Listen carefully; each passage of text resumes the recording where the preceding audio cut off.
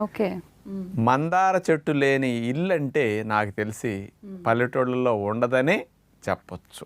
ఆ మందార ఆకులు, ఆ మందార పువ్వులు అందరి జుట్టు పాలిట ఒక వరం అని చెప్పొచ్చు. చాలామంది మందార పువ్వులు, మందార ఆకులు ఏదో రసాలు తీసి పెడుతుంటే ఏదో పిచ్చి జనాలు ఏది పెడితే అది పూస్తే వస్తాయి అనుకునేవాడిని నేను కూడా. కానీ ఏంటి ఇంతంతమంది మందార మందార మందార ఎవరి నోటిన్నా మందార అంటున్నారని దాన్ని అసలు సైంటిఫిక్ స్టడీస్ ఏమైనా ఉన్నాయా, ఎవరైనా చేశారా అని వెరిఫై చేసాం.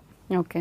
40 పరిశోధన పత్రాల యొక్క సారాంశాన్ని అమెరికా దేశం వారు 2015 సంవత్సరంలో రట్గర్స్ యూనివర్సిటీ యుఎస్ఏ వారు వాళ్ళు ఇచ్చినవి.